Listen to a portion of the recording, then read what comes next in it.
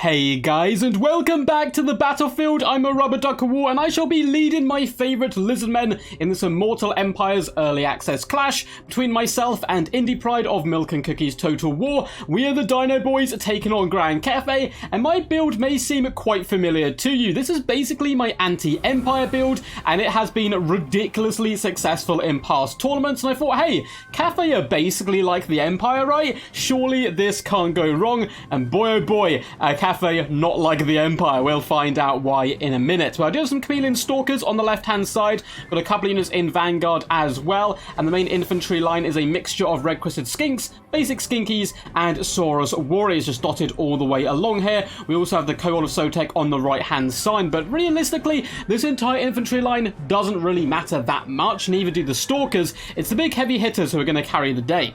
So we have a feral stegodon as well as a Lord Mazdamundi currently under the watchful protection of the coatl up in the sky, who is going to be shrouding these bad boys from enemy cannon fire, and also just not allowing my enemy to know what I have hidden here, though I'm sure he suspects there is most likely a Lord Mazdamundi. Mazdamundi comes in with Curse of the Midnight Wind. We also have Net of Amantok and Apotheosis, Ruination of Cities, and Banishment. This is what you do against Empire, right? You push forward and you split your three single entities up, take out the enemy range troops, and it's just an easy victory almost every time. Volkmar sucks up against Stegodons, and they're the most often picked. Karl Franz can't take on all of them, and it's just kind of a walk in the park, honestly, against most, even top-tier Empire players. But Cathay have a few different tools, which I'm going to learn are going to mix up the matchup quite a bit. Number one is the Great Longmar Riders. They can actually fight us in the skies, and we can't afford to isolate our single entities, otherwise they can jump down upon us, as well as a Dragon-Blooded Lord here, coming with the Talons, Ancestral Warrior Summon, looks like the Slow as well as the Shroud, which is quite nice. We've got a mixture of Jade Warriors and Spearmen, making up the majority of the front battle line, and then a load of Ironhide Gunners and Crossbow Troops in the back, which I'm quite a big fan of, particularly the Ironhide Gunners. I think they can do large burst damage to the dinosaurs if you can protect them. That's certainly a big if. We also have the Dune Dragons, and I believe there's another unit of Celestial Dragon Guard hiding somewhere around here, and we also have a Terracotta Sentinel helping lead the charge. Without further ado, let's get this battle underway. It is going to be a fiery affair. It is an incredibly close game, and yeah, I'm excited to showcase it to you guys. So it looks like the Great Longmars want to be pushing out to maybe do a little bit of damage to the red-crested skinkies. We do instantly burst them down with some chameleon stalkers, doing unfortunately basically no damage, but the other stalkers are kind of driving into the back here, and here's the other Celestial Dragon Guard. They were hidden in the trees, and unfortunately our chameleon stalkers are going to get a little bit sandwiched here, but the main idea was it was going to drag away a load of my opponent's attention as well as units, and that's when the real fun begins. We're just going to start pushing in the back line with our mighty dragon. My opponent bunches up a load of units on the chameleon stalkers, and this is perfect. We come down with a chain lightning, looking to rid the world of many and more pesky Cathay troops. Unfortunately, the chain lightning kind of goes in the wrong direction. Ironhide Gunners are now being jumped, big being damage being done by the coatl, but this is going to be a problem, and something I learned. This is something that you really can't be punished on by Empire, but we have a Storm of Shadows going down. We then get pinned in place by the Great Longmar, and all of a sudden our coatl simply cannot escape, and he's having a torrid time right now, getting absolutely demolished. I do come with a Ruination of Cities in an attempt to save him, enough to break off the Ironhide Gunners. The big duck in the sky, though, is taking significant damage. We are flooding at the flanks, however. We have chameleon stalkers moving in, as well as skinkies moving to shut down the Ironhide Gunners. The Dune Dragons are being forced to deal with our front line now, and you can see Coatl of Sotek and Sarus Warriors will be grinding their way through the front, and Mazdamundi is going on a bloodthirsty rampage in the back line. Banishments go down to shut down ranged troops. Likewise, he's doing a load of work here to the Jade Warrior crossbowmen. Ironhide Gunners become a pain. No worries, get your Stego bro to pop in here and start slapping cheeks, and the Ironhide Gunners' cheeks are well and truly getting slapped. We do have the red-crested skink wrapping around the top here, again just trying to apply pressure to the enemy range troops, because Lord Mazdamundi doesn't have that much to worry about. Of course, there are the double elite halberd units, but the range is really where the main problem is going to be. So red-crested skink's going to keep applying pressure to the crossbowmen alongside the chameleon stalkers, and in the front looks like red-crested skinks are doing fine. The coatl unfortunately breaks. He was actually relatively healthy when he broke earlier on in the battle, but yeah, there's no escape for him, alas, and the Great Longmars will be finishing him off. At least it's distracting them, but yeah, really poor play by me to kind of yeet him in there. It's something you can do against Empires. Didn't really consider the Great Longmar Riders to be a threat, and how wrong I was. So it looks like we come with a net on the Ancestral Warriors. That's basically just to make them useless. They are a summon. They're going to go out in time, so we may as well net them and neuter their effectiveness completely. In the distance, the Great Duck does fall. Perhaps a bad omen, but I'm still got a lot of teeth left in me, despite all the bands of power thinks. I have Lord Mazdamundi, which means there's always hope. We come with a ramming slam into the back of the Dragon-Blooded Lord, and she is not having a good day whatsoever. Sandwiched between a very angry dino and yet an even more very angry dino. She takes significant damage there. Ironhide gunners do break, and the crossbowmen are all over the place. We have Chameleon Stalkers hunting them down, red-crested skinkies, Saurus Warriors. It's a good day in the back line to be a dino boy.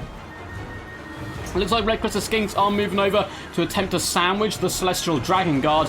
They are currently fighting Chameleon Stalkers in the front, and the red-crested skinks are about to apply poison to them and hopefully drag them down. Lovely little 2-for-1 sandwich deal we've got going on here. Should be a good time. Lord Mazdamundi is taking some damage, but he's healed up at the same time. Comes with a ramming slam into the side of the Great Longmar Riders. There's a lot of infantry left, though, from my opponent, which is pretty scary stuff. We are currently fighting over the corpse of the coatl. It is holy, of course, to my people, and it must be reclaimed and successfully buried in a dutiful manner.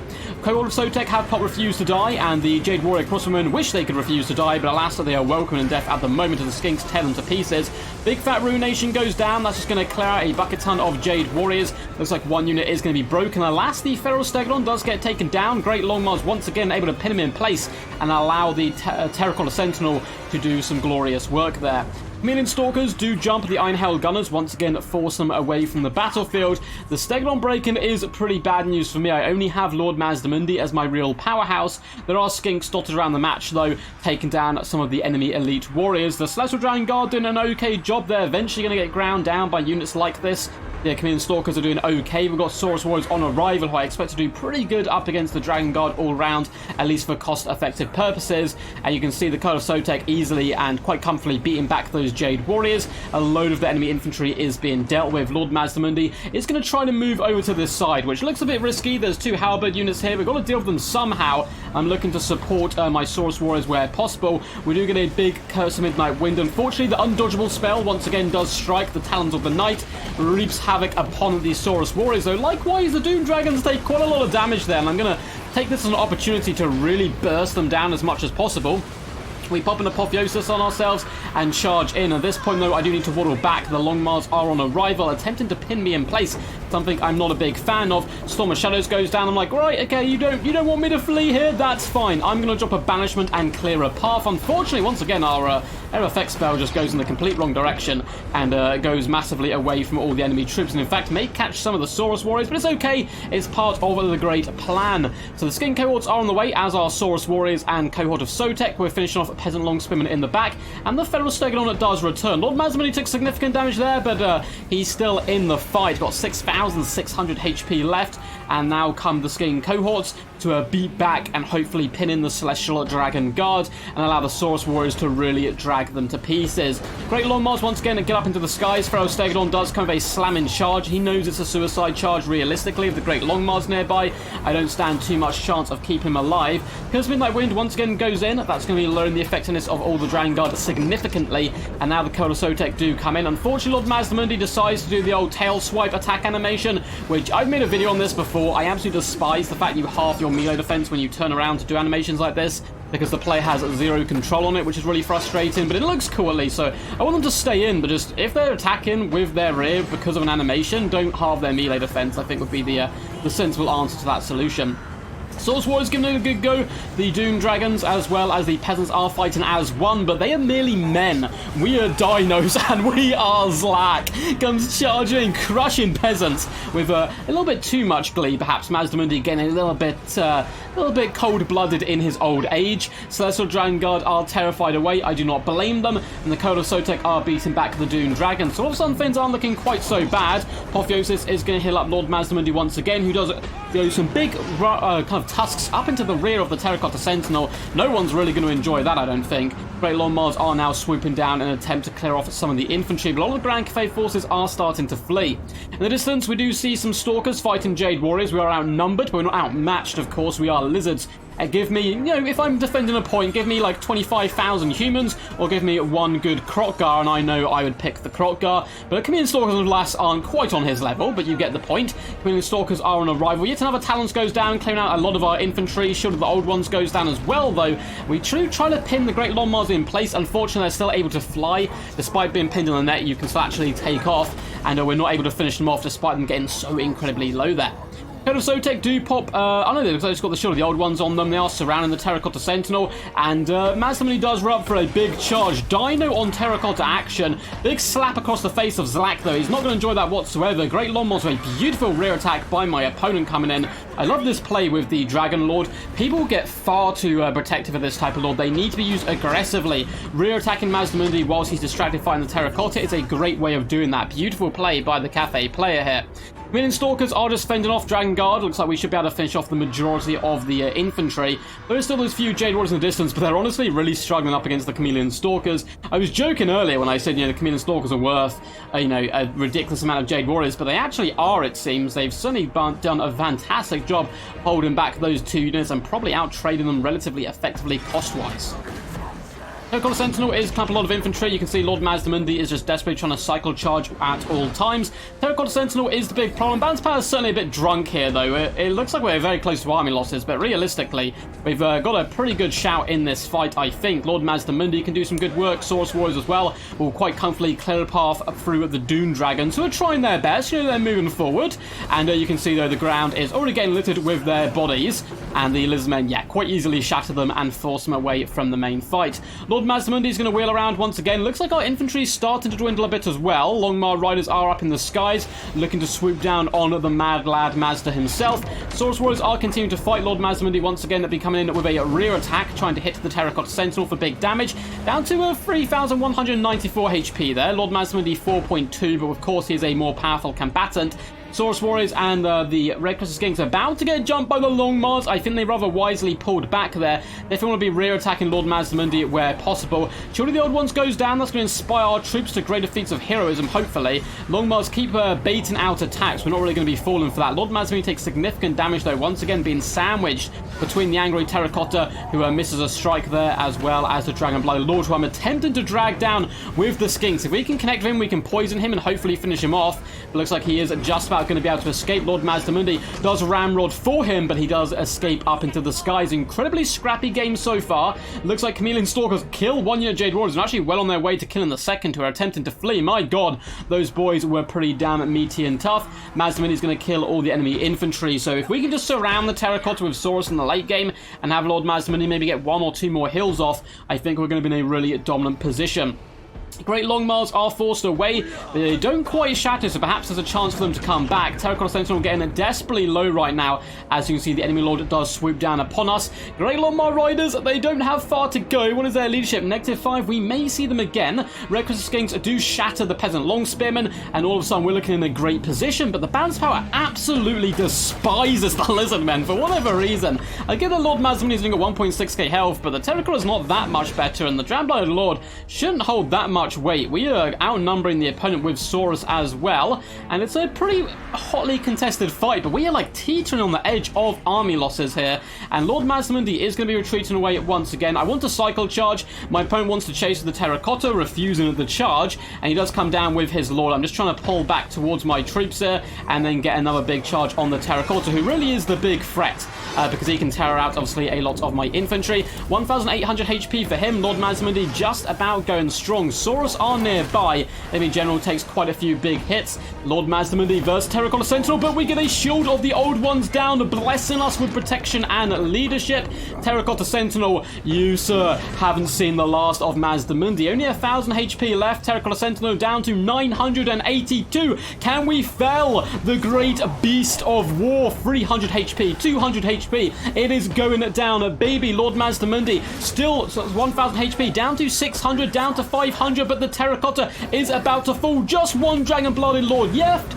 But it doesn't matter because army losses comes in, and it is a Pyrrhic victory for the forces of Grand Cathay. I did slow this down and check. Lord Mazdamundi does not break. He is routed by army losses, which is dumb as hell. Well played to indypride. We were speaking about this after the game, and we were like, Mazdamundi must have broke there. There's no way he didn't break. We still had 2 units, which can honestly do some significant damage. Sarus Warriors surrounded General in the end. If, obviously, all the units were unbreakable, which isn't the case, Sarus Warriors probably beat him there, and Lord Mazdamundi had about 500 HP left, which is not much whatsoever. But 500 HP Mazdamundi versus like a 1000 HP Dragonblighter Lord, I'm back in Mazdamundi every single day, so yeah, I don't know about that. That balance of power to me kind of robbed us of an awesome end, and I still think there's a great chance for Cathay. Maybe they're even slightly ahead in that situation. If he got one or 2 good hits in a row of Mazdamundi, then it's game over. But, you know, it comes down to that fun of the last second RNG. But instead, we just get an army losses break, which was, in my opinion, absolutely ridiculous. Of course, I'm on the side of the loser there, so maybe I am blinded. But I do think Indy fought a similar thing there as well. He actually thought Lord Mazdamundi must have broken to force army losses, but I did slow it down, and alas, he did not. So we've got 3.8k gold value, 253 kills on the bad boy, not bad whatsoever.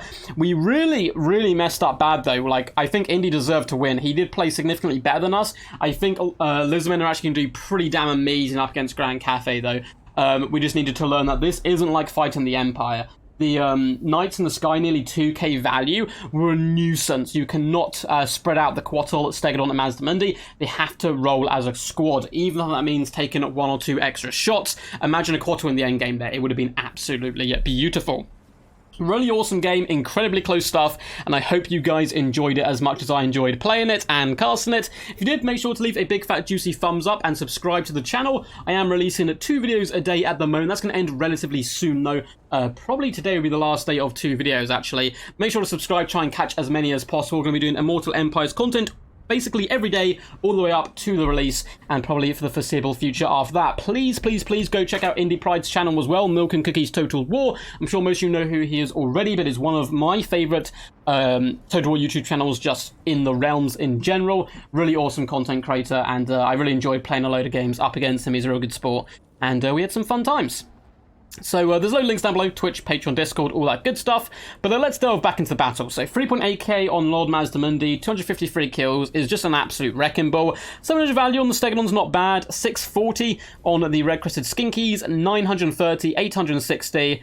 Not bad for our infantry. We were basically carried by Lord Mazdamundi, which is the career story of many a Lizardmen player.